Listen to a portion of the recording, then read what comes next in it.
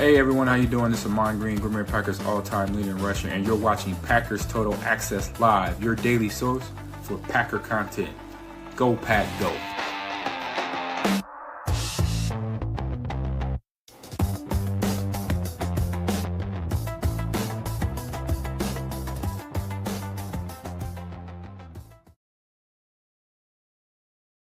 What's up, guys? Welcome into Packers Total Access. My name is Clayton. You can check us out at packernet.com. Find me on Twitter at Packers_access. Also, find our podcast Overflow channel. Wherever you get your podcasts, just search Packer Fan Total Access. Make sure you give us a sub there and give us a 5-star review unless you absolutely hate the show, which you're probably not even listening if that's the case. It is February 21st. We got Jacob joining us here from Wisconsin.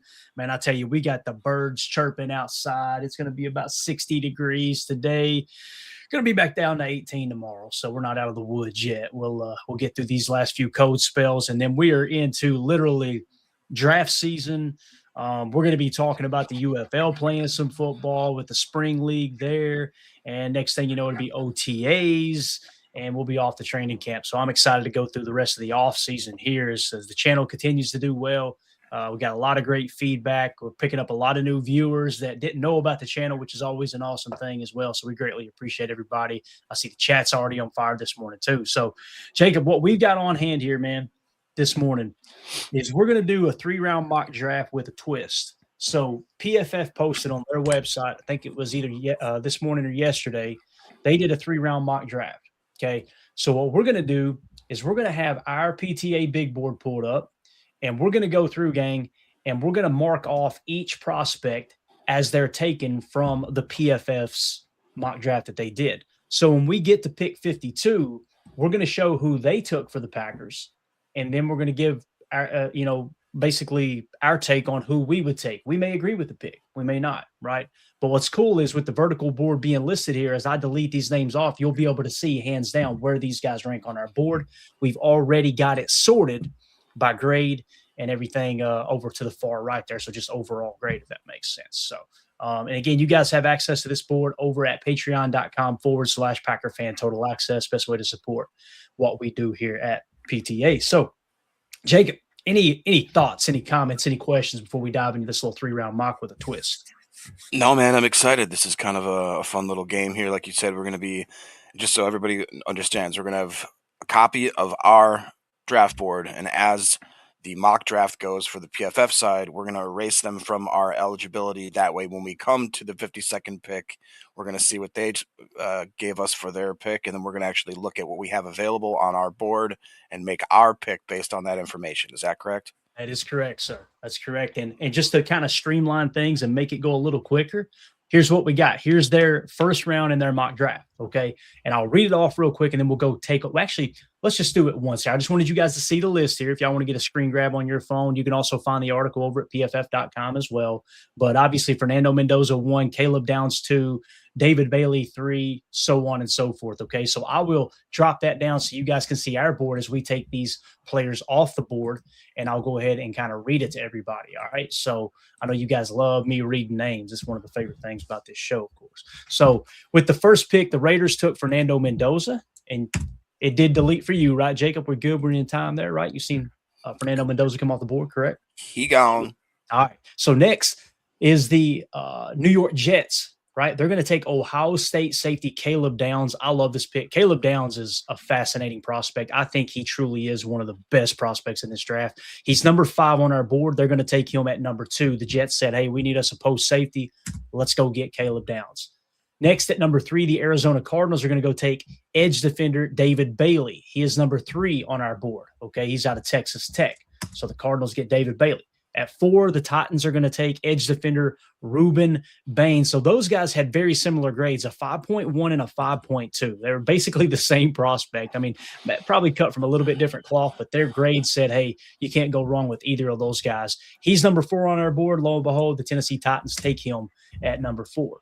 Number 5 is the New York Giants. They're going to go get them a stack backer to anchor their defense in the middle, and that's going to be Sonny Styles from Ohio State. So you already see 2 Buckeyes coming off the board here early in the draft. Next at number 6, you've got the Cleveland Browns taking Carnell Tate. So we get the first wide receiver coming off the board. Lo and behold, it is another Ohio State player. We have him in the 6th spot. The Cleveland Browns take him at number 6. How cool is that? So the board is holding pretty true so far. At number 7, the Washington Commanders are going to go out and get the best running back in the draft, Notre Dame halfback Jeremiah Love.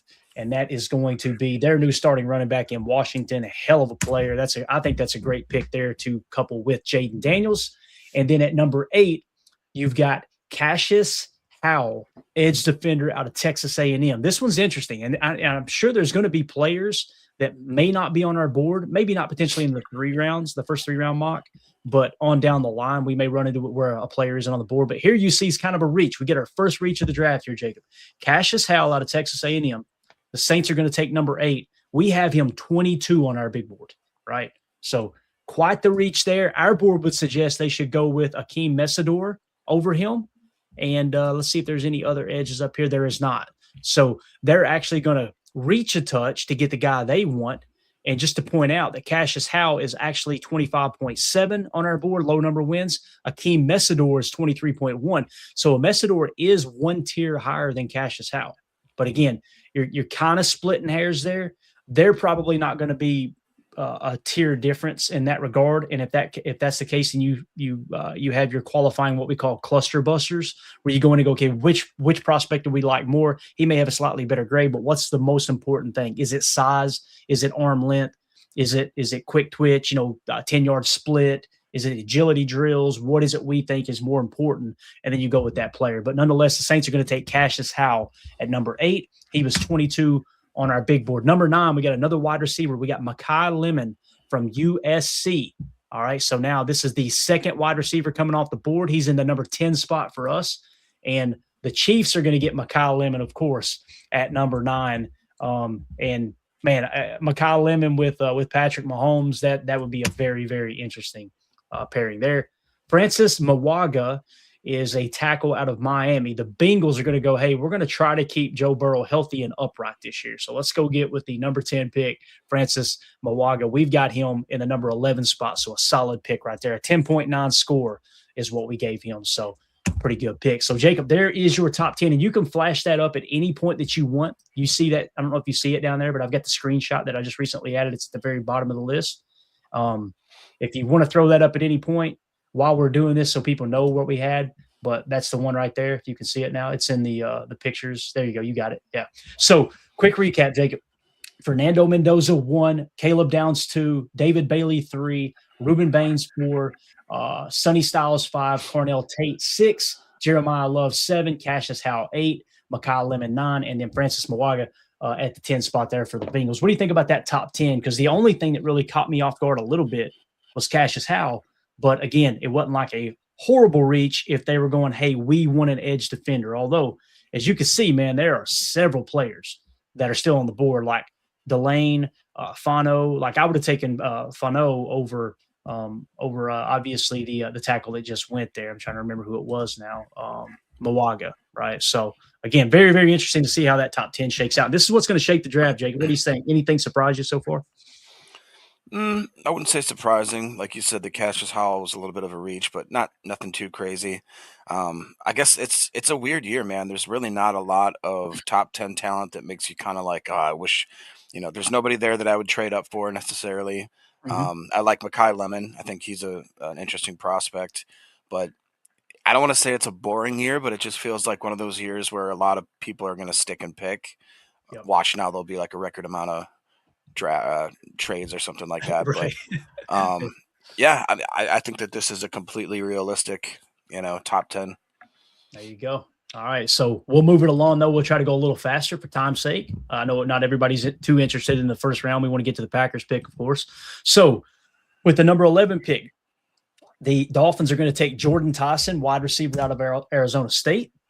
Number 12 is going to be Arvell Reese, stack backer out of Ohio State, and that is going to be the Dallas Cowboys pick. All right. Next, you've got the cornerback Delane, Mansour Delane, cornerback out of LSU. The Rams are going to take him in the 13th spot. So with the 13th pick, they get the 7th best prospect. Man, that is a great, great pick there. No two ways about that. So, again, Delane is going to go, cornerback's going to go to the LA Rams. Next, Denzel Boston, wide receiver out of Washington, is going to the Baltimore Ravens. Now, we've got Jordan Tyson slightly higher than him, but the Ravens are going to go with Denzel Boston here out of Washington. Next is a cornerback, Jermod McCoy out of Tennessee in the 15 spot to Tampa. I've been really, really interested in seeing where Jermod McCoy will be drafted. So many people see him as a top 15 prospect. So he has gone there to Tampa. Next, we got Peter Woods at number 16, another name that, man, it's wild to see how people are like jumping all over Peter Woods now.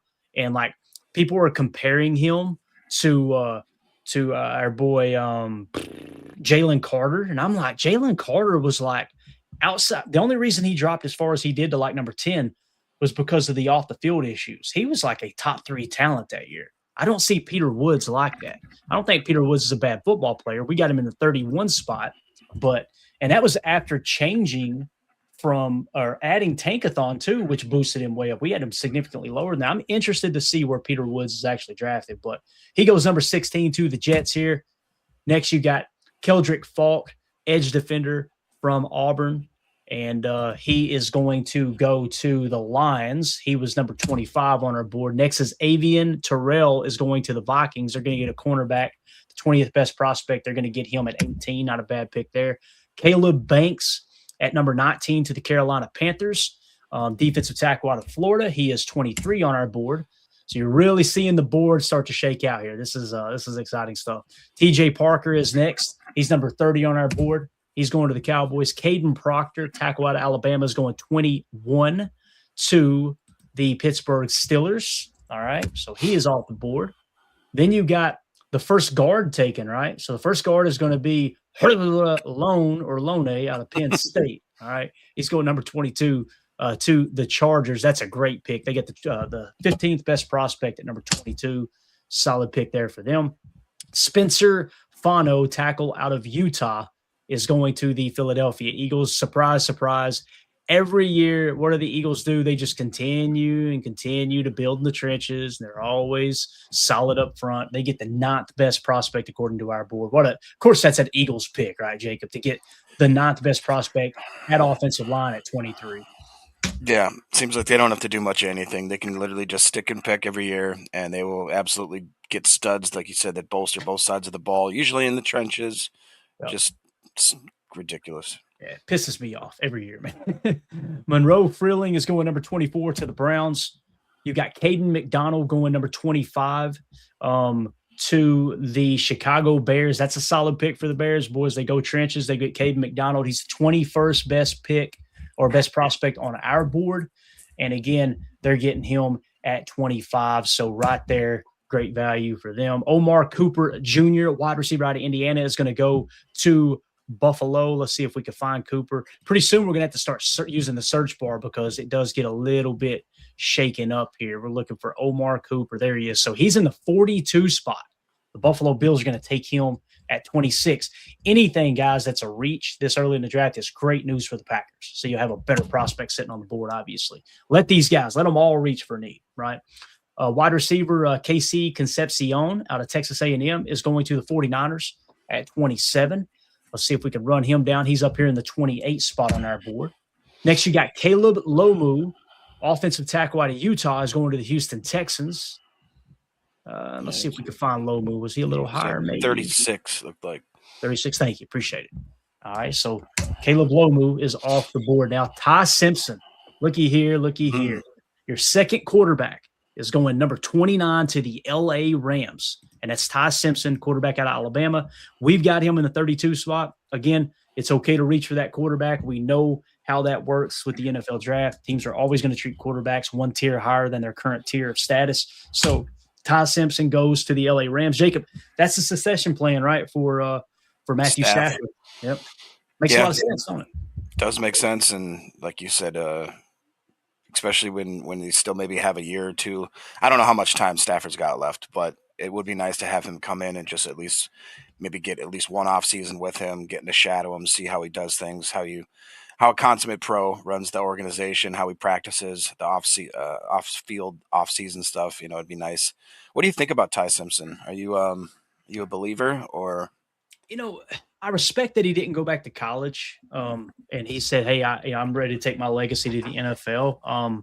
I haven't really dove into the quarterbacks too. I love Fernando Mendoza. I think if anybody's got a shot to be a great quarterback in this league, it's Fernando Mendoza. He's got the right mind space. He's a tough ass player. He's willing to take hits, get his mouth bloodied up during a game. He's got good mobility. He's got a good arm. He's one of those guys that's an ascending player. He's always overachieved. All those things you want in the leader of your organization. Ty Simpson, I think it's safe to say that Ty Simpson has underperformed at Alabama. However, these scouts, man, like I don't know where Daniel Jeremiah had him, and I've already taken him off the board, obviously. But I'm pretty sure Daniel Jeremiah sees him as a borderline first-round pick. So, my personal opinion, he didn't impress me that much at Alabama. Just kind of watching highlights, kind of catching a half of a quarter or something, watching an Alabama game down here in the South. But he seems to have the traits, man. I mean, I know this, Jacob. You don't become a starting quarterback at a program like Alabama unless you're a pro level quarterback. You know what I mean? Like, or at least in the conversation. Now, that's a name to answer your question. Probably a long way of doing that. The combine coming up this week. So let's see how he throws. Right. That's really going to determine whether or not his stock rises, stays the same, or potentially sinks. So, how do you feel about it, man? Do you have anything there? No, I think that's a fair assessment. That's kind of the way I felt about him, where, when he's surrounded by such a talented squad year in and year out as Alabama has, you'd think that you'd see him flash a little more.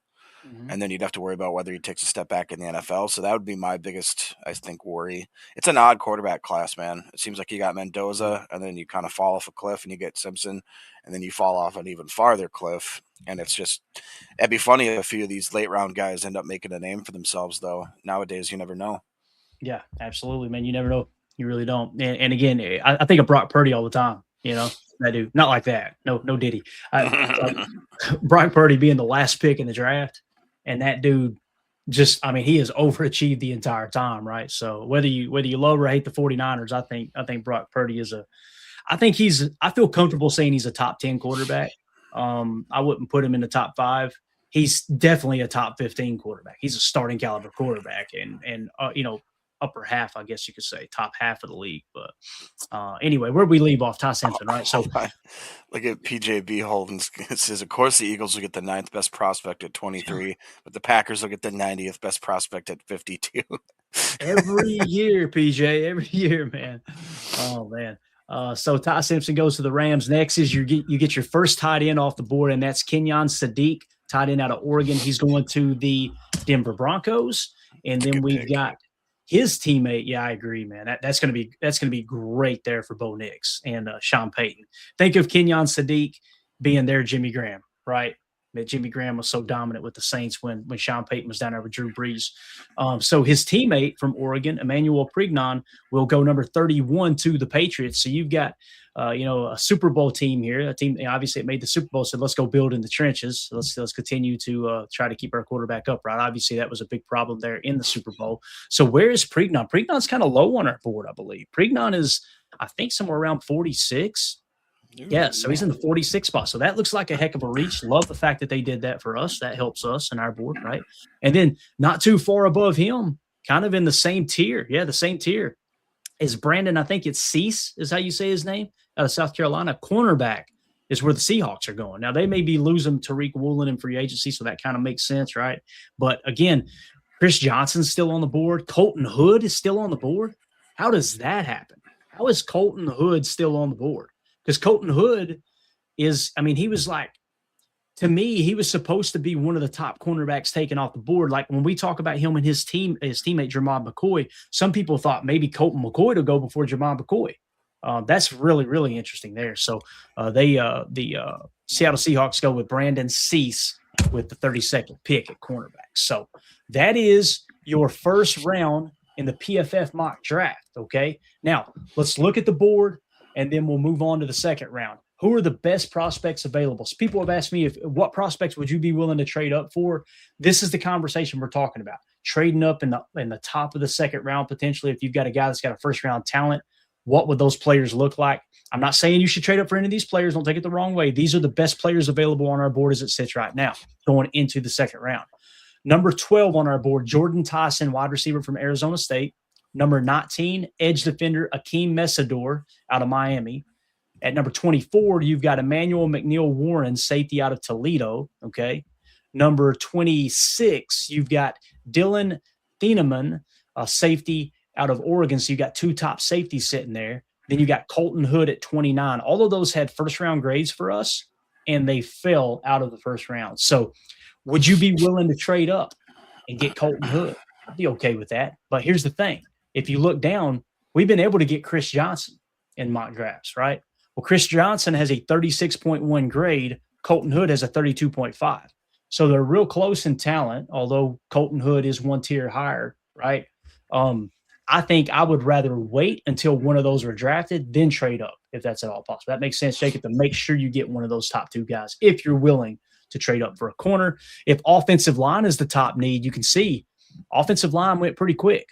So in terms of the players that are quote-unquote falling, you've got the safety position and the cornerback position. You got a couple guys that are kind of sinking a little bit that you might be able to have in range. And, of course, Jordan Tyson, wide receiver, somebody's going to nab him soon, I would imagine. So that's a quick recap of the first round mock. If you guys are watching this back later, let us know in the comments. How do you feel about how PFF mock drafted this? Do you agree with it? Do you disagree with it? If you were the Packers, who would you trade up for? If this is how the board fell going into the second round, who would you be willing to trade up to the top of the second and go get of these remaining prospects? Let us know in the comments. Make sure you hit like, subscribe, click the bell icon for us. We greatly appreciate it.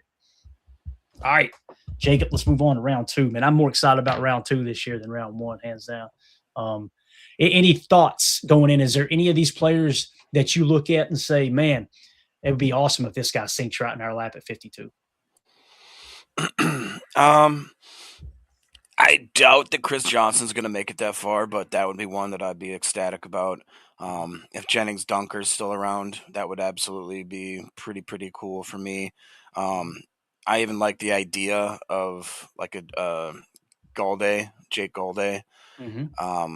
Haven't seen many where he's available when we go and pick there. The more I start thinking about it, the more even I think that Eli Stowers, I'd think about it a lot more if we were in the position and depending on who was around him. Mm-hmm. You know how I feel about Vandy kids, but he is a freaking beast, and it's pretty. The more that I think about it more and more, that if Musgrave's not the guy, we've seen what happened to the offense and to this team when the heart and soul, which is the man, the myth, the Marlboro man, Tucker Kraft, when he went out, I mean, it just was like our balloons just got the air taken out of them, and our once fun, exuberant party turned into just a doom and gloom situation really quickly. Yeah. So it'd be nice to have another stud in the hip pocket in case that, God forbid, happens again. No doubt about it. When Tucker Kraft was laying on that turf screaming, holding his knee, the keg was empty. The party was over. You know what I mean? It was just like, I can't think of another injury. Maybe Jordy Nelson was the last injury where it was like, damn, I don't even want to watch football the rest of the year. You know what I mean? That one hurt bad because he plays the game the right way. So I can't wait to get him back this year for sure. So, all right. Let's move into the second round. I'm going to try to go rapid fire here. They did not give us a screen grab, so I got to do it the old-fashioned way, so you guys bear with me here. Number 33, I'm not going to say which team took them for time's sake, okay? Maybe I'll mention it from time to time if it makes sense. But number 33, they're going to go C.J. Allen. The Jets are going to go C.J. Allen, okay? It's going to be hard not to say it. He is 37 on our board, so they take him at 33. 34, the Arizona Cardinals are going to take Max Ihanakor.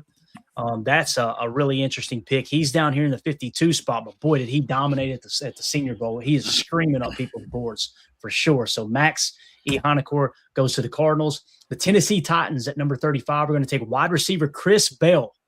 Chris Bell in the 45 spot. Now, the question now becomes, what in the world's going on with Jordan Tyson? So you guys double check me. Make sure Jordan Tyson is in this draft. I'm trying to look ahead here a little bit and see if he goes anytime soon. PFF has him ranked 14th. So he's on their board, right? So that's really, really interesting as I'm just kind of scrolling ahead. Did they overlook him? What did we miss him? Did he already get drafted and we just forgot to take him off the board? Let me double check here. Overall grade at 82.9, receiving grade at 85.3. He's 6'2", 200 pounds, only 21 years old. I There's missed no him. reason. You missed him? Yep. Oh, Yep. There it is. He actually went number 11. He went number 11 to the Dolphins. I thought I'd missed one. So dang. That's the problem with doing this live and trying to make sure we fill air and just talk about the prospects. Sometimes we forget to take them off the board. So he is gone. That makes sense now. That makes complete sense why Chris Bell came off the board just now. So, all right, back to the list here. So Chris Bell to Tennessee. The Raiders are going to take Lee Hunter. So they've got Lee Hunter going really early at 36. That's really interesting. Okay, so Lee Hunter, obviously one of our better defensive tackles on the board. We had him in the 41 spot. He is gone. All right. Next, you've got the Giants taking cornerback Colton Hood. So there goes Colton Hood off the board to the New York Giants. God love his heart. Good luck sucking. Okay. Next, you got 38. The Houston Texans it says via a trade. So they traded with the Commanders here. Okay. And the Houston Texans are going to take Kristen Miller. You guys know that's kind of my draft crush this year, right? He's the dude that I look at and say, I like him just as much as any of these other defensive tackles in the draft. I actually like him better than Peter Woods as it sits right now. I haven't done an extensive deep dive on him, but Kristen Miller, there it is. He is going to go to the Houston Texans via trade. All right. Now, 39, you get the Cleveland Browns. They're going to take Keith Abney, cornerback out of Arizona State. So Abney is gone. At number 40, the Kansas City Chiefs are going to take Emmanuel McNeil Warren. So you're seeing these positions, Jacob, they're coming off in the order that they're sitting on our board. Like they could have taken Emmanuel McNeil Warren or Dylan Thieneman, and they went McNeil Warren, which we had McNeil Warren in the 24 spot and Thieneman in the 26 spot. So the board is shaking out really nice right now. So moving along to the Bengals. We're getting close here, guys. The Bengals in the very next pick are going to take Dylan Thieneman. All right. Safety out of Oregon, the guy we were just talking about. In the 42 spot, the Saints are going to take Chase Basantis, guard. So Chase Basantis, where is he at? Chase Basantis. Let me look at the cheat sheet here for time purpose. Wow. 73 on our board, Jacob. They went way down the board. And that Chase Basantis. And again, that was the New Orleans Saints that did that. That's very interesting there. 43, the Miami Dolphins are going to go Keontae Scott. Keontae Scott's a versatile cornerback. Some would say he's a slot. Some say he can play safety. Keontae Scott out of Miami is where the Miami Dolphins are going to go there at 43. 44, the Jets are going to take Akeem Messidor. They traded with the Cowboys. So they came up and got Messidor. That right now is the steal of the draft according to our board, Jacob. You've got the Jets trading up at number 44, and they're getting the 19th best prospect on our board, Akeem Messidor. Would you be okay with the Packers trading up to get that guy, the 19th best prospect at edge? Even though I don't think any of us look at the edge defensive room like, hey, that's a huge need. You know what I'm saying? What do you think about that? I think it makes sense for the Jets and where they are right now. I don't know if it would make as much sense for the Packers. If it was a different positional group and we could see the schematics, kind of the justification as to why they'd want to make the jump, then I think I'd be on board with it. But yeah, it's a good pick for the Jets. Yeah, completely agree. So again, that pick there as they trade up and get the 19th best prospect, Messidor. All right, moving along, 45, you got the Baltimore Ravens, AJ Halsey, I think is how you say the name. He is a safety out of LSU. He's 47 on a board, so they take him. All right. Next, we've got the Tampa Bay Buccaneers at 36. They're going to go Anthony Hill Jr., linebacker out of Texas. And where do we have Anthony Hill Jr. at? We've got him in the 61 spot down here. So he's a little bit lower. Anthony Hill out of Texas. He's gone. And up next, you've got Jake Golday going to the Colts. So there's your boy Jake Golday. He's going to go to the Colts. Check this out. At 47, we've got him 48 on our board. So the board is spot on there where we got Golday at. So 48, the Atlanta Falcons are going to take edge R. Mason Thomas. Let's see if we can identify where he is. R. Mason Thomas. That's a good pick. 36 on our big board. And again, the Atlanta Falcons are going to get him at 48. Solid pick for them. 49, the Minnesota Vikings are going to take edge defender Gabe Jacobs, I think is how you say the name. Now, some people have him listed as an edge. Others have him listed as a stack backer. I'm trying to remember where we have him at. Let me just take a quick look here. 70 spot. So he is he an edge defender? He is, yeah. So we've got him listed as an edge.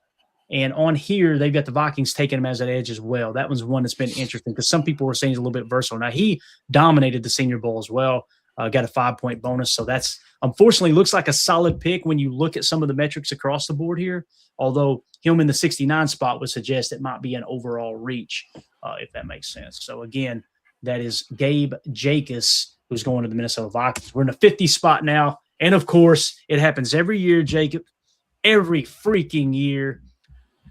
You know, we love D'Angelo Pons, right? We like D'Angelo Pons. I think he's going to be a solid player. Guess who drafted him at 50?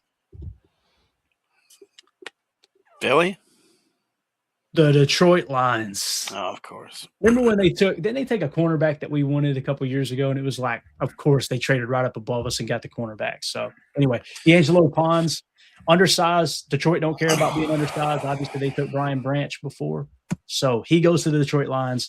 At number 51, the Carolina Panthers are going to go Zion Young. He's 39 on our board. And now the Packers are officially on the clock. Jacob, here is how the big board sits right now, okay? Best prospect available, Chris Johnson at 34.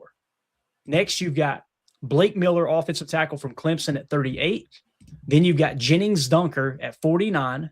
Chris Brazzell at 51, or at 50, obviously out of Tennessee. Eli Stowers at 51, tight end out of Vandy. And then Elijah Surratt, wide receiver out of Indiana at 53. Hands down, the best player on our board is Chris Johnson, but you can make a case to get Blake Miller because it's a tier 1 position of importance and they're only one tier apart. What would be your pick here, man? Who would you take? And then I will unveil who PFF took. You give your pick, I'll give my pick, and then we'll talk about who PFF took. All right. I think it's tough, ain't it? So, yeah, no. With the second pick in the 2026 NFL Draft, the Packers will select Chris Johnson, cornerback, San Diego State. I think you said Chris Johnson, didn't you? Yeah, what did I say? Yeah. The sound bite cut you out. It was like, oh, we're censored. So you're going with Chris Johnson, cornerback out of San Diego State. I think you got to, yeah. I agree, man. Listen, if someone could sell me on Blake Miller, right? Because our top need is offensive line, hands down. And this is not knowing what we're going to do in free agency. If you told me, hey, Clayton, we went and got Tyler Linderbaum or Connor McGovern to play center, I'd feel a little bit better about Chris Johnson, right? It'd be a slam dunk. All right, let's go get Chris Johnson. However, if you told me in free agency we went and got Trayvon Diggs and maybe another free agent corner, and let's say we moved on from Keyshawn or somebody else, I would be okay with going Blake Miller because we don't necessarily need Chris Johnson as much as we would need Blake Miller. Does that make sense? Mm-hmm. And the thing I'm having a problem with here at 52, though, is Jennings Dunker being in the 49 spot, right? Like, that's not a bad pick. If you get the 49th best prospect at 52, that's not a bad pick. However, Blake Miller is significantly higher than him on the board. So you would have to go Blake Miller over Jennings Dunker unless you wanted to risk it for a biscuit and trade back 3 or 4 spots and then hope one of those 3 guys fall. But to make it simple, if I had to choose right now, here today, I'm taking Chris Johnson, cornerback out of San Diego State. Guess what? PFF agrees with us. They took Chris Johnson out of San Diego State at 52. How cool is it that our board lined up perfect, that when the Packers were on the clock, according to PFF, that they selected Chris Johnson and he is hands down the best prospect on our board. That's pretty good stuff, man. So that's the direction they're going to go. And now the question becomes, how far does Blake Miller fall, right? So again, we took cornerback Chris Johnson, and that's great value at that pick, and that is at 52. So moving on to 53, the Pittsburgh Steelers are going to say they're going to take wide receiver Jermaine Bernard is the direction they're going, okay? And where in the hell is Jermaine Bernard? I don't think I've heard that name this draft. I was going to say let's do a quick little search here. We may not have him on our draft. And there's been times in the past we've done these exercises and we found, oh, crap, we didn't have that guy, which is another reason why we do this. Actually, it's Jeremiah. There he is, 66 out of Alabama. So that is the pick for the Steelers. They're going to go wide receiver there. All right, so they get Bernard. Next is the Philadelphia Eagles. God, every time. So the Philadelphia Eagles with the what pick is this now? The 54th pick. They're going to take tight end Eli Stowers out of Vanderbilt. So, of course, they get a great offensive lineman, and they get the second best tight end in the draft. So, great. Happy for you, Eagle Great. fan. Yeah. Wonderful. Lovely. Not me. Not my chair. Not my problem. Number 55. Get Number real.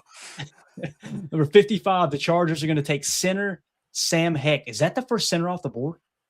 I think so. That's the first center off the freaking board. How cool is that? So Sam Heck. So they're going to bypass Jake Slaughter, Brian Parker, Connor Lew, Pat Coogan, and they're going to go get Sam Heck. Where is Sam Heck on our board? Surely I've overlooked him. Let's see here. Sam Heck is 163 on our board, Jacob. Wow. Let me just double check here. Sam Heck to the Los Angeles Chargers. He's out of Kansas State. Now, he did dominate the Senior Bowl. So if you're trying to make a case, he had the 6th highest grade amongst all centers this year. So that's solid, right? So what's bringing him down? At the end of the college football season, the consensus big board had him 234. PFF big board had him 298. Where do they have him now, Jacob? 68. See, this is what I'm talking about, guys. This is what I'm talking about. The last game of football was played, right? And then all of a sudden, we haven't even got to the combine yet, and somebody jumped from 298 all the way to 68. Is that right? Yep. I'm sorry, man. I'm going to keep my board the way it is, and I want to know how people truly felt about these players before the hype trains got going. That's not to say Sam Heck won't be a great player. He may be the best center in this draft, and they're proven right. But me, I'm going to keep the board where it's at. Tankathon had him at 121 as well. Of course, Daniel Jeremiah didn't have him in his top 50. Dane Brugler did not have him in his top 100. So Dane Brugler agrees that's a reach, at least the amount of information he's got right now. So Sam Heck is a interesting one there. Again, he's going to go to the Los Angeles Chargers. All right, next on the list here, Jacksonville is going to go offensive lineman Caleb Tiernan. See if we can locate him without shuffling the board too much. Where's Tiernan? I think we had him on the cheat sheet. Yeah, we had him in the 55 spot. We got to go way back up here. So in the 55 spot, they're going to take Caleb Tiernan out of Northwestern. All right, and that was to the Jacksonville Jaguars. 57, the Chicago Bears are going to go edge defender Romello Height. That's a solid pick at 64 on our board. 58, the 49ers are going to go edge defender Derek Moore. He's in the 62 spot. That's a good solid pick. The Houston Texans are going to take center Connor Lew. You see him lit up in the red because he's been battling back from the ACL. I need to go ahead and hit him with a red dot here as well. Not that it matters on this board specifically, but so Connor Lew is off the board. So Jake Slaughter falling a little bit, isn't he? Slipping a little bit. That's interesting. Mm-hmm. Number 60, the Buffalo Bills are going to take edge defender LT Overton. All right. He is out of Alabama. Where is LT Overton at? Let's see. LT Overton's all the way down in the 116 spot for us. So that's interesting. It's a bit of a reach there. All right. 61, the LA Rams are going to go cornerback Chandler Rivers. We know he was one of our top cornerbacks, right? I want to say he's around the 80 mark, if I remember correctly. 81 on the board. So he's gone. And then 62, the Broncos. Here it is, Jacob. Denver Broncos having a good draft. With the 62nd pick, Denver Broncos are taking center Jake Slaughter. So they're going to get a center. And what did they get before? The best tight end in the draft, didn't they? So, yeah, that's solid. According to our board, right? Not saying it's right, but you guys, you see how the cake is baked, right? According to our board, the Denver Broncos, having just made it a deep, deep run to the AFC Championship, just got the best tight end in the draft, and on our board, the best center in the draft. So they just continue to do great things, obviously. New England Patriots at 63 are going to take edge defender Joshua Josephs. All right, Joshua Josephs, where are you, sir? That's a solid pick at 54 on our board. And then the Seattle Seahawks. Actually, that was the Patriots that took Joshua Josephs. And I think, that's right. I thought there might have been a trade, but there wasn't. So the Patriots just took Joshua Joseph. 64, the final pick of the second round. The Seattle Seahawks are taking running back Jonah Coleman. That's an interesting one.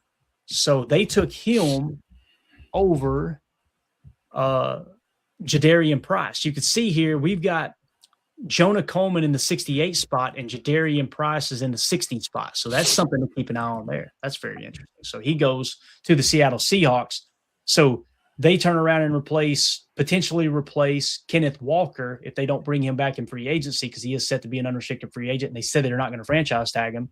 They're going to get the 68th best prospect in Jonah Coleman to fill that void. So that's your second round, Jacob. Quick little recap. I'm not going to read all the names, but the big thing, the Green Bay Packers, according to PFF, selected cornerback Chris Johnson at 52. You agreed with it. I agreed with it. What do you think about how the draft's gone through the first 2 rounds so far? Yeah, we're starting to see the board break up a little bit, but as always, yeah, it's interesting to see Blake Miller still stuck up there. What is that, 39th spot, so 38th. I really am impressed kind of with the way that the board's laid out so far. Obviously, these are mock drafts. It's not real life, but I'm starting to see some hints that what we did, the tweaks we've made, and over the years, how this board just seems like it gets better and better every year. I'm kind of pumped about it. Yeah. And this is another perfect trade-up scenario for the Packers, that you got a cornerback in Chris Johnson. Blake Miller carries enough value at the 38th spot that you could justify trading up in the 3rd round and going and getting Blake Miller, right? This is why you do these exercises, to kind of feel, okay, that's where that guy went. Now, we'll see. He may go early in the 3rd, and the Packers may not be able to even sniff potentially drafting him in the 84 spot, right? But we'll dive into that next. So if you guys are watching this video back later, that concludes round 2 of PFF's mock draft. And the Packers obviously taking Chris Johnson. Do you agree with the pick? Would you rather have had Blake Miller? Maybe you wanted to reach on our board a little bit and get another position. Let us know in the comments, what do you think about that mock round 2? And make sure you hit like for us, subscribe, click that bell icon as well. All right, Jacob, let's move along now to round 3. Any comments, any thoughts as we go into round 3? Obviously, Blake Miller is hands down the best prospect according to our board. Jennings, Dunker. You're feeling good about one of those 2 guys potentially falling to us, right? You know, that could happen. We'll see what happens here early in the 3rd, but what sticks out to you, man? Yeah, right now it would be the 2 offensive linemen. If one of those were to fall, to me that just screams run it up. Otherwise, there are what are your thoughts about Elijah Surratt? Elijah Surratt, wide receiver. Well, he sits in the 53 spot on our board, right? Dane Brugler said 65. Tankathon said 59. So not too far off there. The combine's going to be huge for him. It's interesting because he was the 8th highest graded wide receiver in 2023, and then he dropped to 62, which was 62. That's not bad. What was his grade in 2024, Jacob? Well, I'm sorry. Yeah, what was his PFF grade? Do you have it there on the big board, on PFF's big board by chance? Because I'm showing he was the 62nd best wide receiver, but that's probably a decent grade. It may even be in the 80s. I don't know, because there's a lot of wide receivers, obviously. Yeah, he was a 80 overall. 80. So, and again, in 23, it should show you that grade sitting there as well, right? In 23, he was the 8th highest graded, so he was probably in the 90s or close to it, upper 80s. 86.8. There you go. And then, of course, he goes from 62nd in 2024, and he jumps back up to 20th in 25 for a grade of – in 25, what was his grade? I'm sorry. Did you already close it out? It's okay if you close it out. Hold on. I got it right here. 85 overall, yeah. So that's about as consistent as you can get at the wide receiver position. I don't think we need a receiver. If you're asking me as a Packer fan, should we draft him? No, but it makes a lot of sense if they do in terms of where he sits on the board. You know, 6'2", 213. That's a pretty big body dude. Yeah.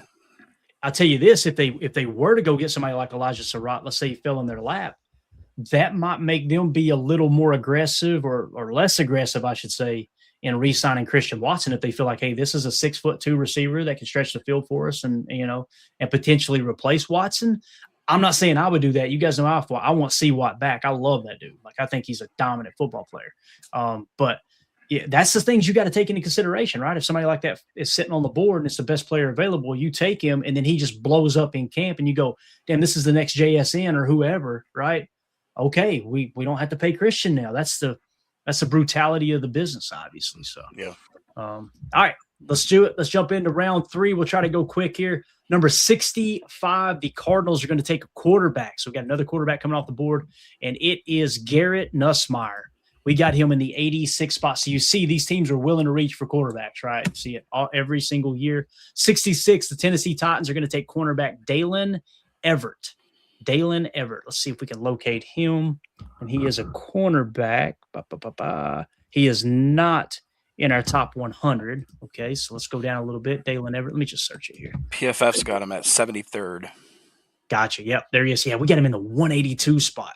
Wow. And his PFF grades, like, they've got him 73 on the PFF big board, but his grade in 2025, he ranked 380th at his position. Yeah, right? he was a 67. Like, what? Oh, do y'all not look at your grades? What are we doing here, boys? You know what I'm saying? It's strange. It's really weird how some of that stuff happens. And here we go, Jacob. At number 67, the Las Vegas Raiders with their new head coach, offensive-minded, Clint Kubiak. They're going to go get Blake Miller at 67. Man, yeah, that's a great pick right there, dude. Holy cow, what a pick. Number 68, the Philadelphia Eagles are going to take edge defender Kieron Crawford, and they did trade up with the Jets. So the Eagles trade up, and they get Keion Crawford. And we're going to have to do this the same time for sure because it's going to be all over the board. So he's 180 on our board. Dang. Yeah. Now keep in mind, Dane Brugler has him 67. So and that's applied into our board. But man, the fact that he's still down that low, and that's another guy there at the end of the football season. He was ranked 300 according to PFF, 130 according to the consensus big board, and he was 169th at his position last year. So Keion Crawford's pick. All right. Next, you got the Houston Texans taking defensive lineman Dante Corleone. All right, Dante Corleone. Yeah, exactly. Let's see if I can find him real quick. Corleone. So he's in the 110 spot for us on our board. This may become a little bit brutal. I'm going to try to go quick here because it's hard to find these guys. I got a phone call to take here in a minute too, boy. We're going to be stretching it. Quarterback Cole Payton is going to the Cleveland Browns at number 70. So where is Cole Payton on our board? All right, Cole Payton is down there in the 144 spot. Looks like a reach there for the North Dakota State kid. And I think they said he may have played. I'm not 100% sure. He may have played with Tucker Kraft at one stop or something. I think somebody said that. So be on research. PFF has him at 248. Really? Yeah. See, so this is an instance where our board is saying he's significantly higher where PFF had him, right? And obviously it checks out here in the mock draft. So you get a handful of those players where it's like we had him a little bit higher than PFF, and then other times, why did PFF have him so high and us not? You know.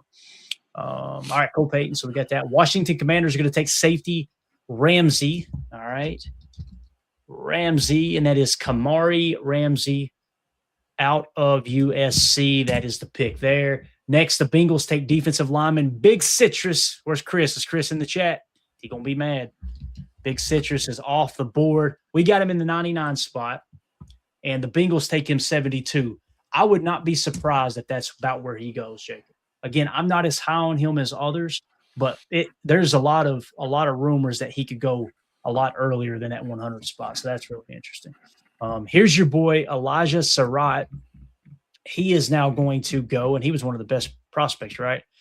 He's 53 on our board, and the New Orleans Saints are going to take him. All right, they're going to get Elijah Surratt out of Indiana. And then 74, the Chiefs are going to take edge defender Anthony Lucas. If we can find Mr. Anthony Lucas. He is gone off the board. He's 143 on our board, so that looks like a reach. Love to see that. 75, the Miami Dolphins are going to take Keelan Rutledge. That's probably a solid pick, I would imagine. We got him. It's a little bit of a reach. He's sunk on our board since we got some of the other things added in. He is 109 on our board. He is gone. Pittsburgh Steelers are going to trade with the Cowboys. They're going to take cornerback Devin Moore out of Florida. He's 113 on our board.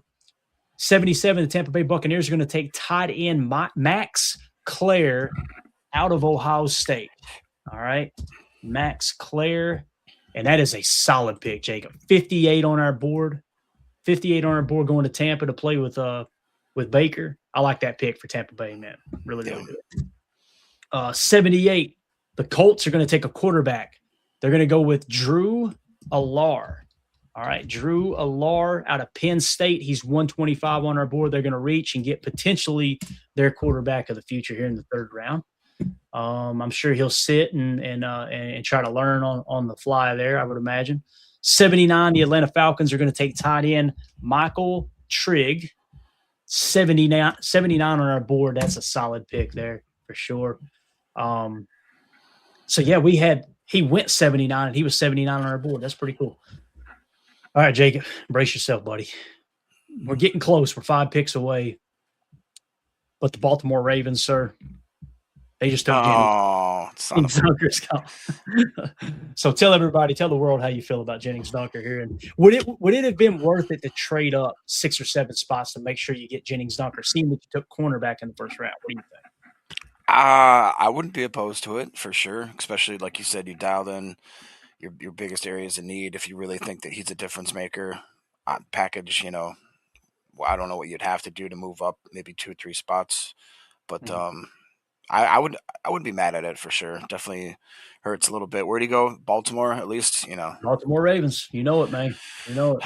Put his talents to good use over there. Goodbye, my Kentucky waterfall. Or Iowa waterfall, whichever. Yeah, Iowa, whatever. Jacksonville Jaguars trade with the Lions at 81, and they take Darrell Jackson. That was our other defensive tackle. We were kind of holding out a little bit of hope. Maybe he'll fall to us, right? We got him in the 91 spot on our board, so he's gone now. There's probably that might have been the best defensive tackle on our board. We'll see when we get there. So obviously Darrell Jackson goes to the Jacksonville Jaguars. 82, the Minnesota Vikings. God, I hate this. Ugh. The Minnesota Vikings are going to get Jadarian Price. Oh, no. Excellent kick returner, great running back. He's going to be a problem for the Packers for a while, especially in that KOC offense, wide zone boot look. Then at number 83, the Carolina Panthers are going to go with wide receiver Zachariah Branch out of Georgia. Okay, Zachariah Branch, I believe was the pick. Yeah, Zachariah Branch out of Georgia. They get him at 83. He is 56 on our board. That's a great pick for the Carolina Panthers. So now the Green Bay Packers, Jacob, they are on the clock, sir. And here's how the board sits. In the 50 spot, Chris Brazzell, wide receiver out of Tennessee. Very, very interesting prospect. He should torch the combine. We will see how it goes. Big body wide receiver. Just a dominant football player. Really, really solid wide receiver. Next at 63 is Antonio Williams, wide receiver out of Clemson. 65 is Jacob Rodriguez, linebacker out of Texas Tech. So this is showing we got a shot at Rodriguez at 84. I think I know who your pick's going to be, but we'll see. We'll troubleshoot it. Number 67 is Trinidad Chambliss.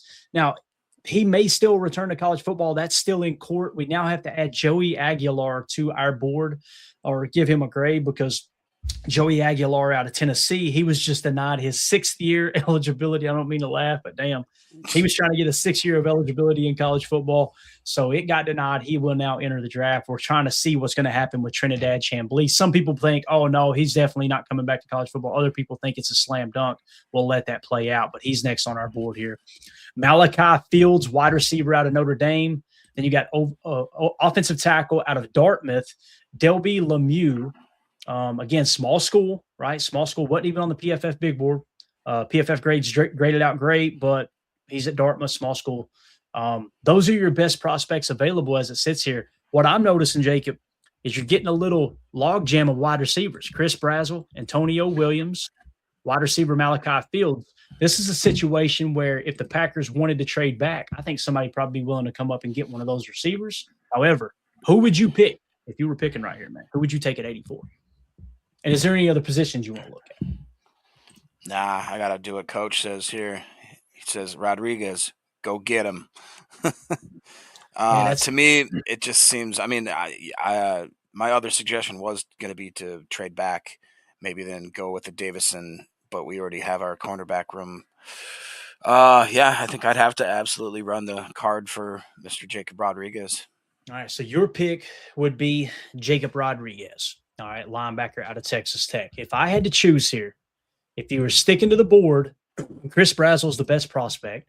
So you comb down what's the biggest need. It would definitely be Jacob Rodriguez would be the biggest need. Now here's the thing. We need offensive linemen. This is the problem we got, right? Assuming we do nothing in free agency, we got Chris Johnson with the 52nd pick. So do we just completely neglect offensive line? You know what I'm saying? I'm hoping they do something in free agency because if we're sitting here on day 3 of the draft and we're being forced to stick to the board and take a stack backer and we have done nothing for the offensive line room, man, Jacob, we're as guilty as anyone for ruining this team. You know what I'm saying? It's tough. It's a tough look. So unless you're holding out hope to get something in the 4th or 5th round, right? That's the That's the conversation we're having. So if we were to reach on an offensive lineman, that would suggest you go Delby Lemieux. But the problem there is that's a small school. Do you feel good about that, right? Again, we've got a high grade on him, but it doesn't mean he's going to be a great football player. And he's got that grade because of PFF grades. Well, he played against lesser talent. This is the problem you have with small schools every year, right? So if you were to bypass on him, next you got Jacoby Lane, wide receiver out of USC, Zach Wheatley, safety out of Penn State, Deontay Lawson, another stackbacker. We're definitely taking Rodriguez over him. Do you go edge with Danny Dennis Sutton out of Penn State? Do you go with another cornerback in Igbinosun, who's 78? I don't think so. Julian Neal, no. Brian Parker's probably your first offensive lineman you feel good about. I was going to say, am I wrong there? Parker. If I force you to take an offensive lineman right now, do you understand like my hesitation of taking Delby Lemieux out of Dartmouth, and I'd probably go Brian Parker over him? Do you agree with that or no? I was going to say the exact same thing. Yeah. So again, your pick is definitely stackbacker Jacob Rodriguez, right? Yes. If it were me, I mean, you're talking about the value being from 65 down to 82, right? And again, Jacob Rodriguez has a 63.9, okay? Brian Parker's an 82.4. It's not even close. You're talking about 20 points difference. So I'm with you. If I had to choose right here, as bad as it hurts me to say it with the trenches, being the big need, the value is too good at Jacob Rodriguez. Now, this is assuming Quay Walker isn't coming back, right? Like, if they re-signed Quay, would you feel different about taking Jacob Rodriguez over Brian Parker? Oh, yeah. Definitely. I would too, because you can't send that money on the bench. If Jacob Rodriguez ends up being a stud, you can't just bench Quay if you pay him, right? So that's the big question that we're going to get answered here in free agency as well. So, yeah, I think I would go Jacob Rodriguez. And then if Jacob Rodriguez wasn't there, I would definitely go Brian Parker over Delby Lemieux. Now, if Delby Lemieux falls to 120, I'm feeling a lot better about that, right? That you might get potentially the steal of the draft there, so to speak. So here's who PFF took. Jacob, you ready for this? Brian Parker, 84. So they agree. Our board lines up perfectly outside of Delby Lemieux with what PFF is doing here when it comes to taking Brian Parker. So with the 84th pick, the Green Bay Packers select Brian Parker, offensive lineman. He'll probably play center for you. You feel better about the center position. Maybe you go in free agency and you get one of these guards like Samalo, David Edwards, Elijah Vera Tucker, Joe Batonio, Kevin Zeitler, Ed Ingram, Tevin Jenkins. Probably going to have to update this list now because there's other players that are becoming available that are getting let go, right? Jen Wright says in the chat, re-sign Ryan, right? You can. The problem, Jen, is we got to expect more of the same, right? Sean Ryan I think he's an above average to good run blocker, but he is a below average pass blocker based off the metrics I'm seeing, right? And if the answer is keep Elton Jenkins finished 19th in pressure percentage allowed, right? So it's like, that's tough look there too, right? So I'm with you, Jen, on re-signing Ryan for the right price. If you can get him for $2 to $5 million, I think that's a valuable piece to have as a backup center. And it looks like she agrees there too. Yes. So I'm on board with re-signing him for the right price as well. Yeah, I agree. Joseph says sucks Rutledge is gone here, right? Exactly. And these are the names that we've been looking at all year that have kind of disappeared. But nonetheless, the Packers took Brian Parker. Let's fly through the rest of this third round. We're almost done, Jacob. And then we will kind of reset the board and talk about what's available left. Next, 85, the Pittsburgh Steelers are going to go with Malachi Fields, wide receiver out of Notre Dame. Solid pick there. Next, the Chargers are going to take edge defender Danny Dennis Sutton. He's in the 77 spot on our board. Our board's all over this. It really is. 87, the Miami Dolphins are going to go Carson Beck out of Miami. That's interesting, right? Keep the hometown guy there. 88 spot on our board. They took him at 87. That's a solid pick for them. 88, the Jacksonville Jaguars will take safety Zaki Wheatley, I think is how you say the name. There he is right there. He's in the 75 spot. Easy to find. These guys are right there in that range. Chicago Bears are going to go linebacker Deontay Lawson out of Alabama. Unfortunately, Jacob, that's a solid pick for the Bears at 88, man. That sucks. They once again nailed their draft, looks like. Number 90, the Miami Dolphins are going to trade with the Texans. They're going to take wide receiver Skylar Bell. Where is Skylar? So Skylar Bell is significantly lower. They're going to take the 90th best prospect at wide receiver, while Jacoby Lane is on the board, Antonio Williams out of Clemson's on the board, and Chris Brazel's on the board. That is really interesting. So we need to do a little welfare check on Chris Brazel and see exactly why he might be sinking. And here at 91, Jacob, 91, the Buffalo Bills take Jacob Rodriguez. They get the 65th best prospect, and he goes to the Buffalo Bills. So solid pick for them, obviously. 92, the 49ers are going to take safety Michael. I don't know how to say the name. Is it Traff or Trafe or Trafe? Let's see if we could find him. He is significantly lower on our board. We got him in the 108 spot out of Texas. So he is gone. 93, the Rams are going to take tackle J.C. Davis. Do a quick search here. J.C. Davis. Where are you at, sir? He is gone. He's 131 on our spot. So he is now off the board. The Denver Broncos are going to take linebacker Josiah Trotter. I think that's a solid pick. They're getting him at 93.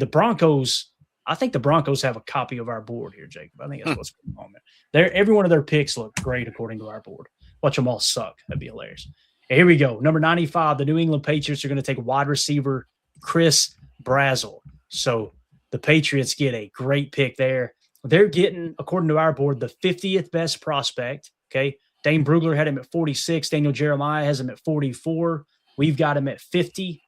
And they are going to get him. The Patriots are going to get him at 95. What a hell of a pick right there, man. Wow. Bo Stevens is going number 96 to the Seattle Seahawks. All right. So that's where Bo Stevens ends up. He's going to go to the Super Bowl champion Seattle Seahawks. And Bo has since kind of dropped on our board. We've been talking about this. He's down to 129 on our board now. So what is it? I didn't realize you got Rusty Undercarriage out there, huh? Oh, yeah, he's still available. Rusty Undercarriage is staying on the board, boys. He's sitting in a solid 132 spot down here, right? You guys don't know who Rusty Undercarriage is. He's a long snapper out of Fart Box Technical College. Listen, you got to go back a little bit, but in 2023, he was the highest graded long snapper in all of college football. Okay, so, and he does work. He does work at the club on Saturday nights too. So it is what it is, right? They don't call him Rusty Undercarriage for nothing. All right. I don't know why, but I immediately went back to the PFF list looking for Rusty Undercarriage to pick up where I left off. All right. Genesis Smith, not be one of the coolest names in the draft, safety out of Arizona. He is going to go to the Vikings at 97. 98, the Philadelphia Eagles are going to take cornerback. Here's your boy Traden Stukes. This is going to be interesting because we had him low on our board, but you liked him a lot, didn't you, Jacob? Am I thinking right? I did, yeah. Let me see here. Stukes. Is it Stukes? Stukes, ain't it? Butchering that boy's name. Yeah, so we've got him in the 105 spot.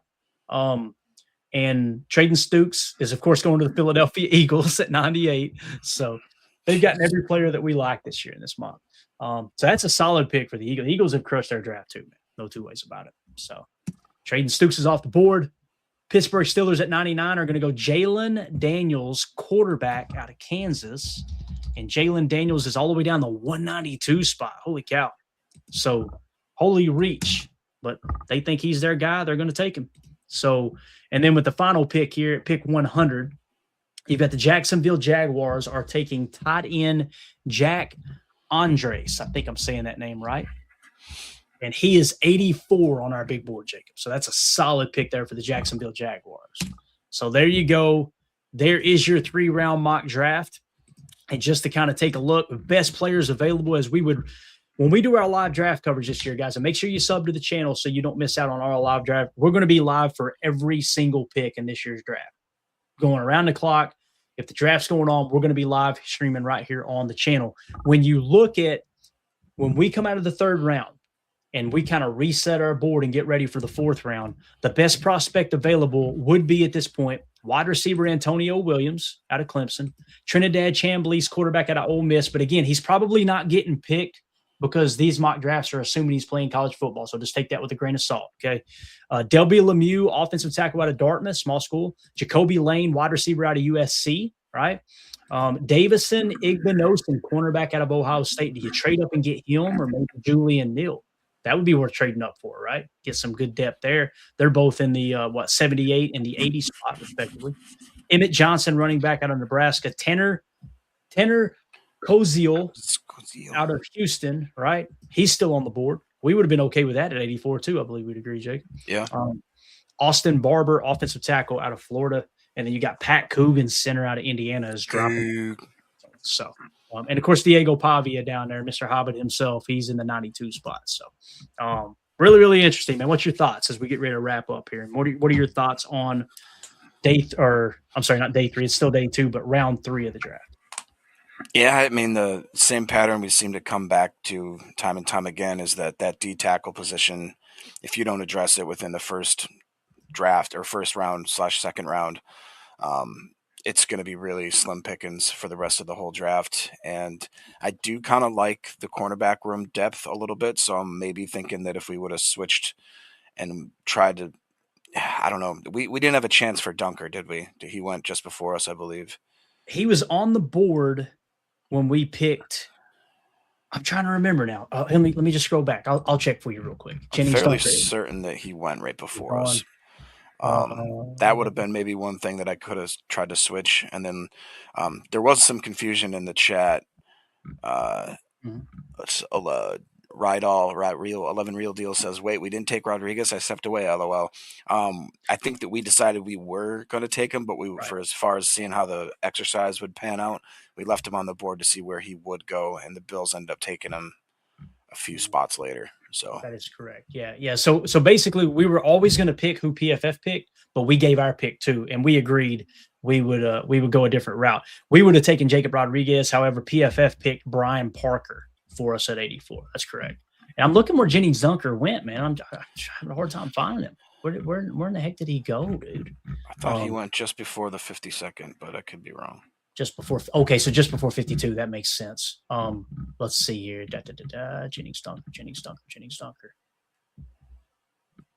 Why am I not seeing him? This it drives me crazy. Where is this guy? He had to have been off the board when we selected, though, because we would have ran the card at. Wait, not at 52. We wouldn't have, right? It would have, because there was still Blake Miller on the board, if I remember right, or was it? No, he was gone because it was Chris Johnson was the best available, right? So I think he was there at 52. Man, I'm trying to find him. Give me just a second. Yeah, Jennings Dunker went 80. He went right before right before we picked 84. That's right. Yeah. So, yeah, interesting, man. Very interesting. Because I would be okay with Jennings Dunker at 52. I wouldn't hate it. So there's a handful of players that it may look like a reach on our board, but you wouldn't hate if you went that route, you know. Now, when you were talking about defensive tackle, just to kind of reset the board there, we haven't gotten a defensive tackle yet. We went cornerback and O-line according to PFF, right? According to PFF, Chris Johnson, cornerback out of Arizona State, and then, of course, offensive lineman Brian Parker out of Duke. Resetting the board with defensive tackle. The tackles have come off. The defensive tackles have come off in order, just like our board suggests. It's wild. So the best available is Grayson Halton, defensive tackle out of Oklahoma with a 120.6. Caleb Proctor, 122.5. Skylar Gill-Howard, 123.8. And then Tim Keenan III out of Alabama. Rayshawn Benny out of Michigan. Those are all guys kind of in the same range. You've got 3 guys that are the best. Grayson Halton, defensive tackle out of Oklahoma. Caleb Proctor, defensive tackle out of Southeastern Louisiana, small school. Skylar Gill-Howard out of Texas Tech. Those are the 3 guys I'd be looking to try to nab one of those potentially in the 4th round if you're going to go D-tackle, right? So pretty cool, man. It's fun to kind of walk through these exercises and see how everything falls out. Let's see here. Joseph asks, any other prospects you guys want to see where they're at on the board or if they're still available? Fire them into the chat. We'll finish up doing that, Jacob. If you'll help me run them down, I'll find them on the board here. So he's asking about Capehart, right? Yep.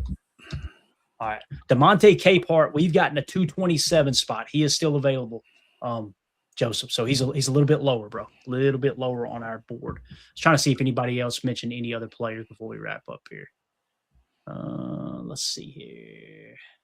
Big, blah, blah. No. Okay. So I think we're good. We'll just wrap it up right there. So, Jacob, any other players you want to look up? Anything else here, man? No, I'm good. That was fun. Definitely lined up pretty almost exactly with that mock there, PFF mock. It's kind of fun, like you said, just to see how our board. I think if this is any indication as to how this the 3 nights are going to go, I think we're going to have a pretty successful board. Mm-hmm. I agree, man. It's just like last year. We're going to go, man, the board's spot on. And then when we pick, we'll go, damn, we reached 40 spots. What are we doing? The board lined up perfect for everybody other than us. What happened here, right? Chris Casuan asked in the chat. Actually, he's changed his name. It's now Chris N. We fence for life. All right. What number did Kristen Miller go? Kristen Miller went 38 to the Houston Texans. And of course, he goes down over to D'Amico Ryans and just dominates. That's exactly what happens, right? So no doubt about that. All right. That's it, guys. We're going to wrap it up. Appreciate everybody jumping in here. It's a lot of fun. Jake, appreciate you jumping on, man. It was a pleasant surprise that you climbed in here and talked some draft. So we will be back later if news breaks. We're still waiting to see which of these special teams coordinators the Packers may potentially hire. As soon as that hits, we'll bring that breaking news. If any contracts get restructured, we'll bring you that breaking news. We're here all day waiting for something to pop loose. So if you guys need anything, you know where to find me over on X. And also the best way to support what we do here at PTA is join our Patreon group, patreon.com/Packer Fan Total Access. $3 access to everything there on the chat. You get, or everything on the site. You get all the chats. You get a copy of our draft board. You get the cheat sheets. I put an article up just now. It's not really an article. I listed out the top free agents according to Acme Packers. You guys go check out their article. It's really cool. You click on the article, it actually give you a detailed look at why they chose some of these free agents in the spot that they did. So I just compiled the list in the order they provided it, threw it up on Patreon, so y'all got it for quick access there as well. I also provided a link to their article on Patreon. So make sure you give that a click and hop over on X and retweet that as well. So again, you can find all that at patreon.com/Packer Fan Total Access. Jake, appreciate you, buddy. Yes, sir. Go Pack, go. All right, guys, we're out of here. We'll be back when news breaks. Everybody have a great day. My name's Clayton. That's Jacob. This is PTA. Do us a favor. Go find wherever you get your podcasts, search Packer Fan Total Access and give us a follow over there. That's our overflow channel outside of PackerNet. Any extra content we create, you can find over there as well. Everybody have a great day. Take care. See you. Here we go. We're out. Bye, guys.